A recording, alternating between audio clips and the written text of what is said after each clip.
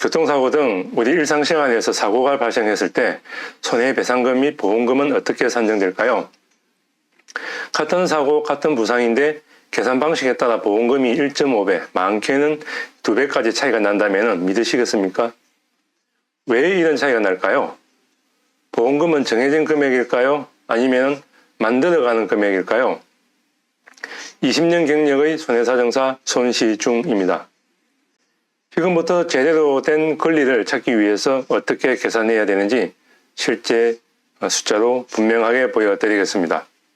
먼저 위자료 부분에 대해서 먼저 살펴보도록 하겠습니다. 위자료 기준을 1억으로 잡았습니다. 위자료 기준을 1억으로 잡은 것은 제 임의적으로 잡은 것이 아니라 서울중앙지법 산재 및 교통사고 전담부에서 위자료는 1억으로 정하자라는 기준을 제시한 겁니다.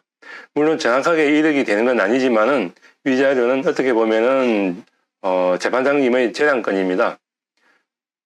실제적으로 사고라든지 여러 가지 정황에 비해서 손해액이 적다든가 이러면 위자료를 좀 올릴 수도 있고 또 상황에 따라 좀 내릴 수도 있습니다. 위자료 가감은 할 수 있는 것이죠. 그런데 그렇다고 해가지고 재판장이 마음대로 위자료를 정한 것이 아니라 어느 정도 틀을 정하고 있는 겁니다. 그래서 이게 서울중앙지법 교통사고 전담부에서 서울중앙지법만 적용되는 것이 아니라 모든 우리 전국에 있는 재판부에서 위자료, 교통사고의 경우는 위자료를 1억으로 기준으로 하자 이렇게 정해놓은 겁니다. 이렇게 정해놓은 이유는 뭐냐면은 법원에 따라서 그 손해액이 들쑥날쑥한다면은 어떻게 보면은 법원 쇼핑을 할 수 있겠죠. A 법원에 갔다가 B 법원에 갔다가 이렇게 할 수도 있죠. 그리고 또 A 법원에 가느냐 B 법원에 가느냐에 따라서 손해액이 달라진다면은 법원에 대한 신뢰도 떨어질 것이고 그래서 어느 정도 정형화된 기준을 마련하고 있습니다. 그래서 이게 위자료를 1억을 기준으로 하고 있고 나머지 손해액 계산하는 방법도 거의 정형화된 틀이 있습니다. 그런 기준으로 판단을 하고 있습니다. 지금 제가 직업계수 1, 2를 나누어 간절, 설간절 있을 때 장애를 가지고 온 겁니다. 설간절 완전 강직일 때 90도 각일 때에 직업계수 4일 때는 42%이고 직업계수 5일 때는 46%, 직업계수 6일 때는 50%의 장애를 적용하고 있습니다. 그래서 이것을 가지고 온 것이고 이걸 기준으로 좀 설명하기 좋게끔 제가 이 장애율을 가지고 온 겁니다.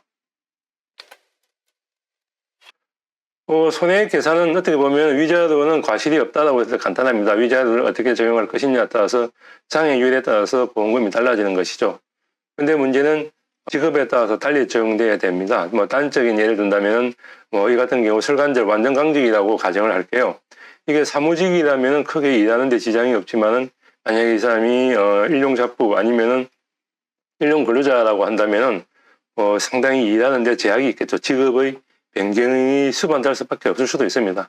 근데 과실이 없다고 가정하여서 아무런 과실이 없는데 본인은 아무런 잘못이 없는데 사고는 이래가지고 직장까지 잃게 된다면은 그것만큼 큰 손해가 없죠. 근데 똑같이 다쳐도 한 사람은 직장을 잃지 않고 계속 직업에서 수익을 얻고 있다면은 두 사람 차이에는 형평 차이가 많이 나는 거죠. 그래서 항상 직업을 고려해야 됩니다. 소송 판례에서도 그 옥내 5개 기준으로 하는 걸 간혹 좀 보이더라고요. 옥내 5개 기준이 있는데 이건 보험회사에서 만든 기준입니다. 거의 80%가 똥이라고요. 그래서 위자료를 이제 직업계수를 고려했을 때 장애율이 이렇게 바뀌어진다는 겁니다. 그런데 여기서 또 하나 더 짚고 넘어가야 될 게 우리가 나이가 20대에 20, 30대에 사고를 당한 거하고 나이를 50, 60대에 사고를 당한 거는 좀 차이가 많이 나죠. 제가 차이가 난다고 하는 이유는 뭐냐면 우리가 일단 신체 건강하다고 가정했을 때 신체 건강한 사람이 20대, 30대가 직업 전환하는 거하고 50대, 60대가 직업 전환하는 거 차이가 엄청나죠. 20, 30대는 다른 직장에 들어가기가 쉽습니다. 그런데 50, 60대는 직장 옮기기가 상당히 쉽지가 않죠.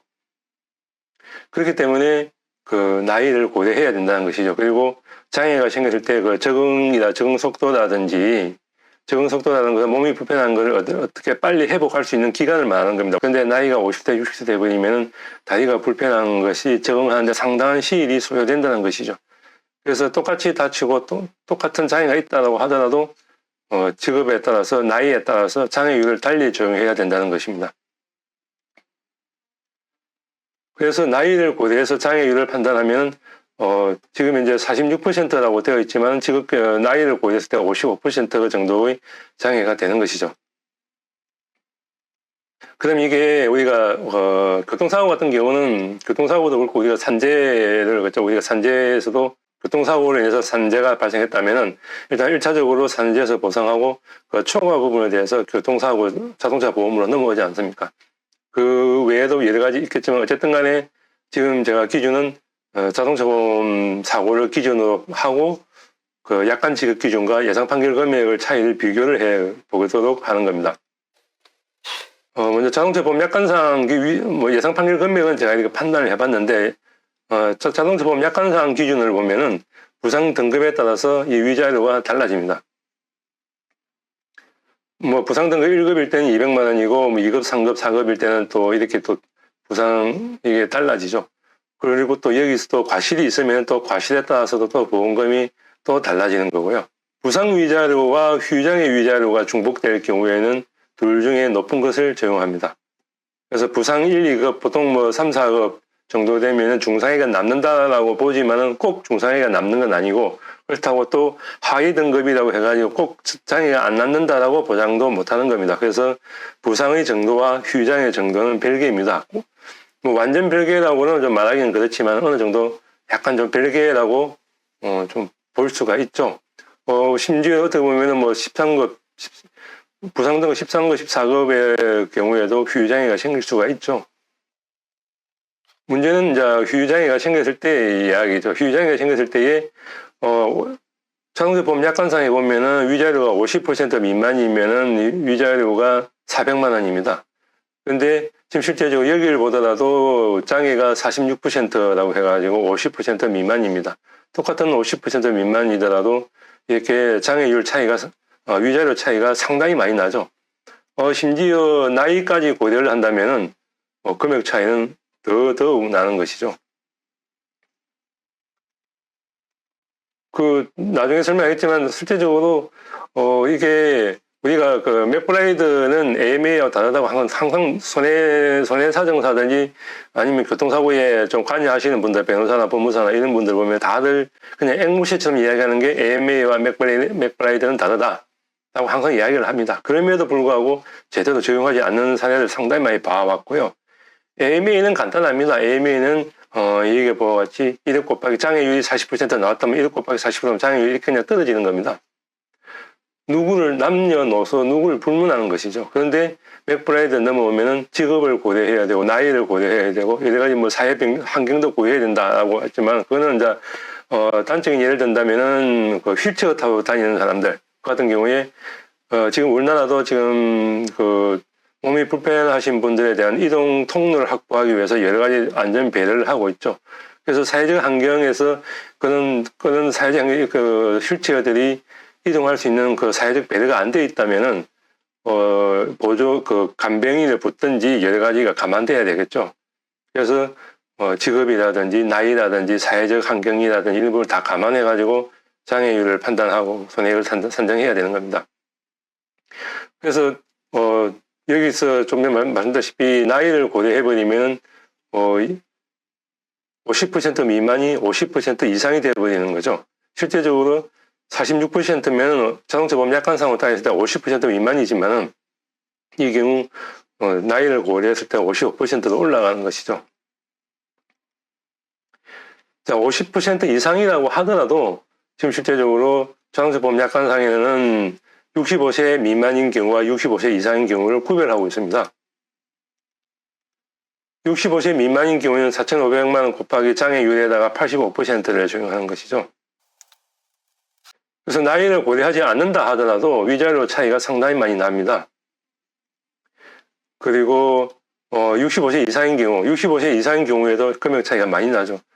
실제적으로 이제 위자료 1억으로 하지만은 재판부에서는 고령의 환자들 같은 경우는 위자료를 갖다 8천으로 기준으로 하는 사례가 좀 간혹 보입니다. 그래서 제가 그냥 8천으로 65세 이상인 경우 8천으로 지정해서 같이 한번 웬만하면은 좀 개입을 자동차 보험 약관상 기준하고 예상 판결 금액하고 개입을 좀 줄이려고 설명을 해드리려고 하는데도 그럼에도 불구하고 총 금액 차이가 좀 난다는 건 어쩔 수 없는 것이죠. 여기서 만약에 과실이 붙는다면 또 이야기가 또 달라지겠죠. 거의 3배 차이가 나는 것이죠. 과실이 있고 없고에 따라서. 2배 이상 차이 나는 것이 과실이 들어가 버리면 거의 3배 이상 차이 난다는 거. 과실 산정 기준에, 위자료 산정 기준에서 차이가 있기 때문에 뭐 어쩔 수 없긴 한데 어쨌든 그렇다는 겁니다. 그럼에도 불구하고 이제 문제는 이제 휴장에 간병인이 붙었을 때에 8천만 원 곱하기 장애율을 적용합니다. 65세 이상인 경우에는 5천으로 기준으로 하고 65세 미만인 경우에는 8천으로 기준을 하죠. 이렇게 따지면 금액 차이가 얼마 안 나와 보이는데 문제는 간병이 붙을 정도라면 위자 장애율이 최소한 50%는 넘겠죠. 70% 이상 나온다고 봅니다.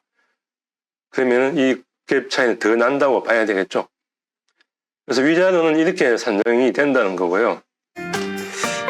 그래도 의문이 들죠. 그래도 소송을 해야 하나? 그래도 제대로 받은 소송을 해야 하나? 의문이 생기죠. 소송 가야 될 것도 있고, 소송 안 가도 될 것도 많이 있습니다. 대부분 다, 우리가 실제적으로 뻔히 정해져 있는 것을 소송을 간다고 가정을 해볼게요. 만약에 우리가, 다툼이 생겼을 때에 둘 간의 의견에 대해서, 쟁점이 줄어들지 않는다면은, 답답하면 이런 이야기 하죠. 지나가는 사람한테 물어보자. 아니면 누구한테 물어보자. 이런 표현을 많이 쓰지 않습니까? 똑같이 보험회사와 이제 손해사정사 간의 의견 조율이 안 된다면은 이건 소송 가야죠. 남한테 물어봐야죠. 지나가는 사람한테 물어봐야죠. 근데 문제는, 이것을 갖다가, 이 가격이 100만원에서 200만원 사이다. 라고 정해져 있고, 야, 우리가 합의하는 과정에서 얼마를 할 것인가. 라는 그 조율만 남아있다면은 굳이 제3자한테 물어볼 필요는 없겠죠. 둘 간의 조율이니까. 그래서 어느 정도 손해사정사가 하는 일은 이렇게 해서 이 손해액이 이 정도 된다라고 금액을 제시해 주는 것이고, 그 부분에 대해서 그 제시된 금액에 대해서 보험회사랑 소비자가 조율해서 금액을 맞추는 것이죠. 근데 의견 조율이 된다면 굳이 소송이라는 복잡한 절차를 거칠 필요성은 없지 않겠습니까? 그래서 같은 사고 다른 결과인데, 그래서 합의 전에 먼저 상담 먼저 받아보시기를 권해드립니다. 감사합니다.